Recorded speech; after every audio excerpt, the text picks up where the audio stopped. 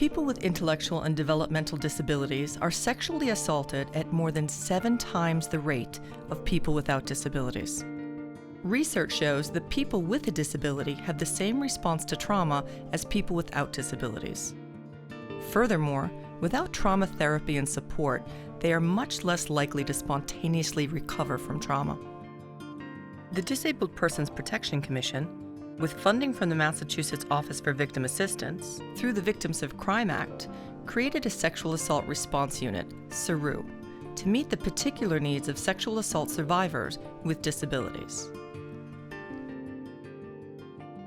More than 20 years ago, after a series of high-profile crimes were committed against persons with developmental disabilities, Massachusetts was at a crossroads. Were systems in place to effectively respond to crimes against people with disabilities?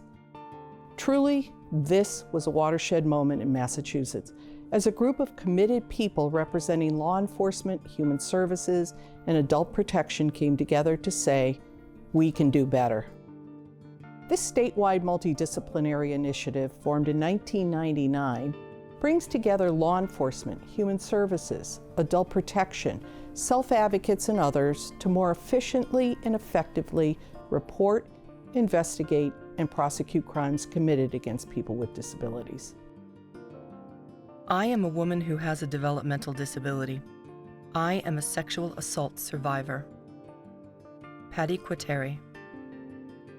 In this video, we are going to meet 2 exceptional women, Patty and Leanne, sexual assault survivors who will share their past experiences, paths to healing, and their roles as peer support leaders. As a vital part of SARU, DPPC, and BPI, Patty and Leanne work to support other survivors and ensure meaningful access to trauma services.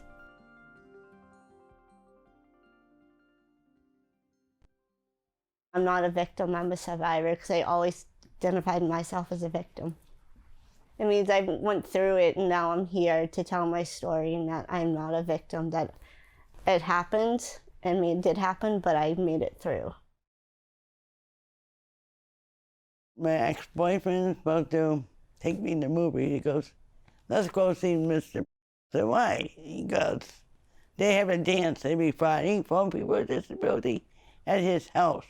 About a few weeks later, the guy I knew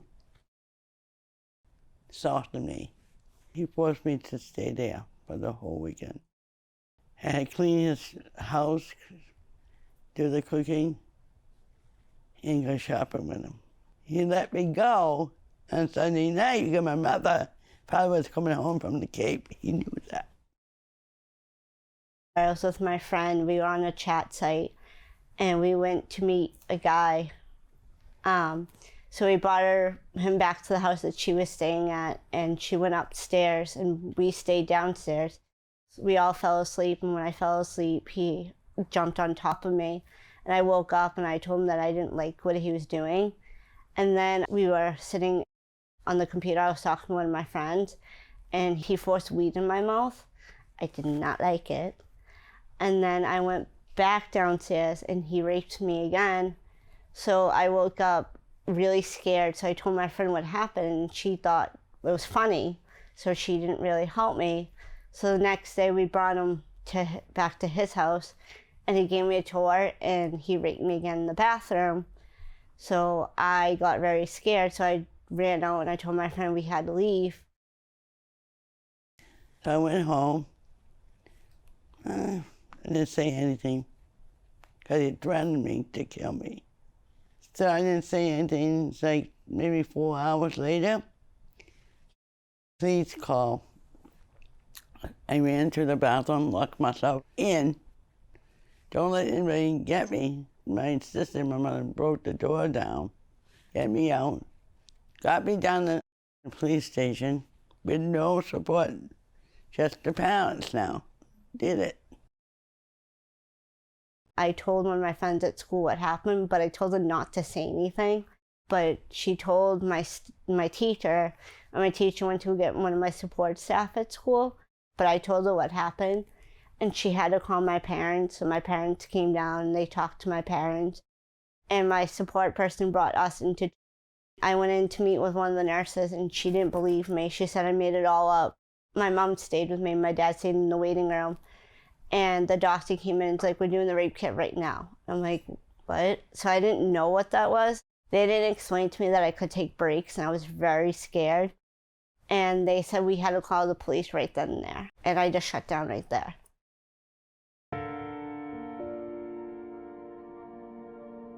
Patty and Leanne have a unique ability to let folks know where things went wrong for them, and to use that experience to let providers know what they can be doing better.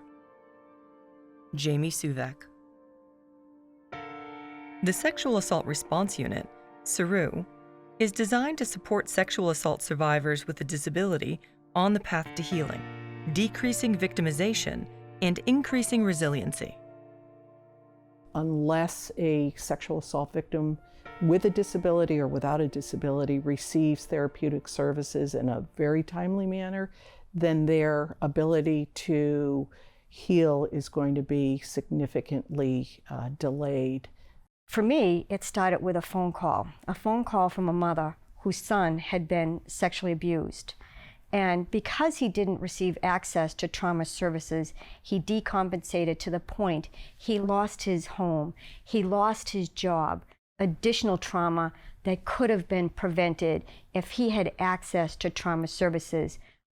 There's nothing like the Sexual Assault Response Unit anywhere in the country or in the world. We've brought together service providers, persons with intellectual and developmental disabilities, self-advocates, all for the purpose of increasing meaningful access to trauma services. It makes the initiative so vital in that we have brought all these people to the table, people with all different types of expertise in this field, and we all know about each other, and we're taking advantage of their expertise and how they can help individuals with disabilities. Our unit is unique and incredibly innovative because we have a survivor-led unit. Our unit is led by Patty and Leanne, who have experienced a sexual assault, who have a disability, and we're the only ones that are doing that. The SARU unit comprises 4 key components: navigation, clinical matching, advisory council, and peer support. Navigation provides support, resources, and referrals to survivors to quickly and easily navigate the services they need, thereby reducing barriers and ensuring meaningful access. Navigation are individuals that have a lot of knowledge about trauma services throughout Massachusetts. They're regional, they're mobile, they're free, they're confidential. And they're working hand in hand with sexual assault victims with disabilities to determine what type of services do they want. Clinical matching provides accessible, trained, and appropriate clinical matches for survivors. There is not one person that reports abuse that does not get an initial outreach to see if they are in need of immediate medical care, trauma services, therapy, whatever they might need. The Advisory Council brings together leaders in the fields of disabilities, sexual violence, law enforcement, medicine, self-advocacy, and others to guide the unit and create new avenues for information sharing and problem solving. The Advisory Council is comprised of extraordinary individuals from across the state in leadership positions that not only have the wisdom and the experience, but they have the passion to work with us to address sexual assaults against persons with disabilities.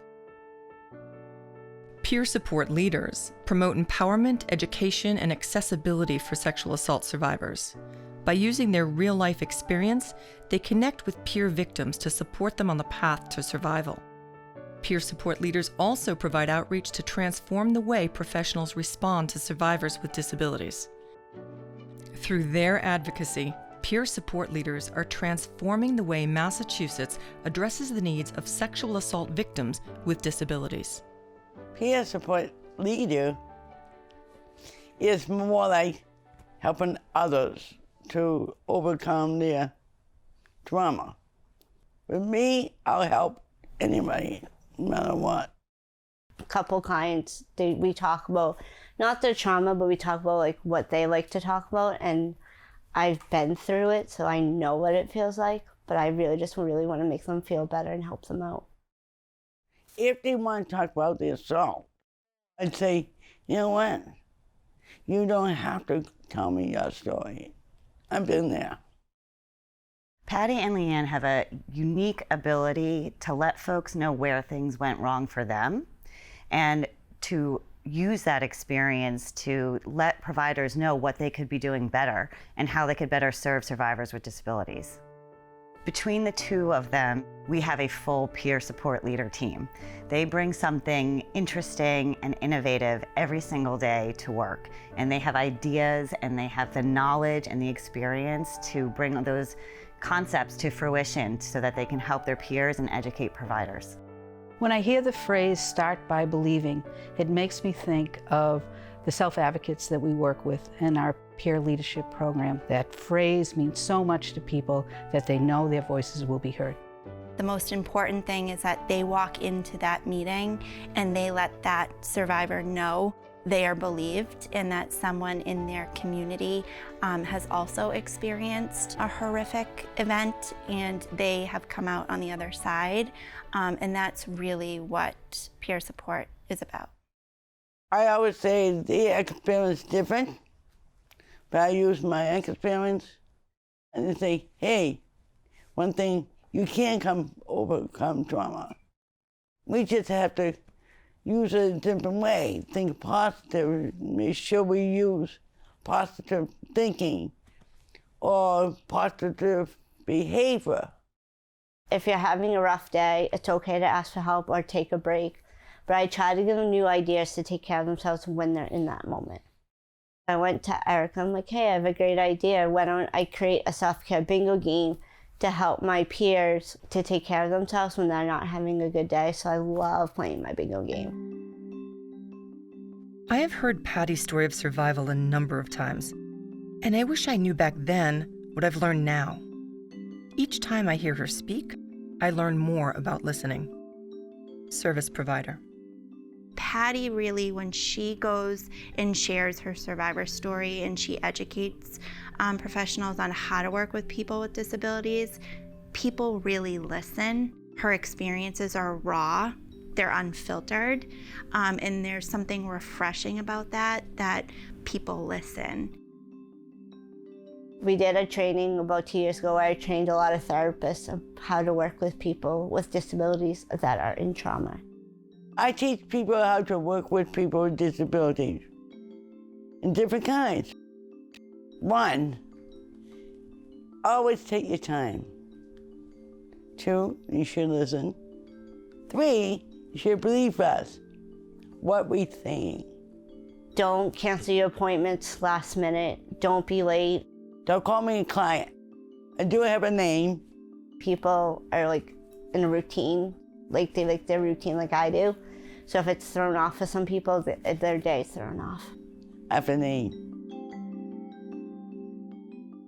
We need to listen to these leaders. We need to hear their stories and we need to adapt our work to what they're telling us is most important. I am very proud of the work that's being done within the Sexual Assault Response Unit. This team is incredibly committed, they're passionate, they're tireless. They will go the extra mile to make sure that victims with disabilities are getting the services they need to heal. One person being abused is one too many. And I will not rest until I feel that we're doing everything possible to make sure that people with intellectual and developmental disabilities are safe. You know, I often think of that mother who contacted me and her son did not receive access to trauma services, and that case haunts me, and that should never, ever happen to any other individual with a disability. Statewide, we would love to have enough peer support leaders that everybody had an opportunity to meet with their peer, because that has been described by other survivors in their community and providers as a magical experience that Patty and Leanne really bring a peace and a hope and a comfort to other survivors of sexual assault. I decided to help others and teach others how to overcome your trauma because I had that experience, one thing. Two, I went through hell. I was afraid to first walk into the door. I've been growing so much at work. Now I love my job because now I know I can do it. I am so proud and honored and feel extremely privileged to oversee this unit. And Nancy Altiero knows, as I say this to her all the time, that I have never felt so impactful in my work. And I have been a rape crisis counselor and a private practice practitioner. And every day we make a difference in our unit. And that feels really wonderful.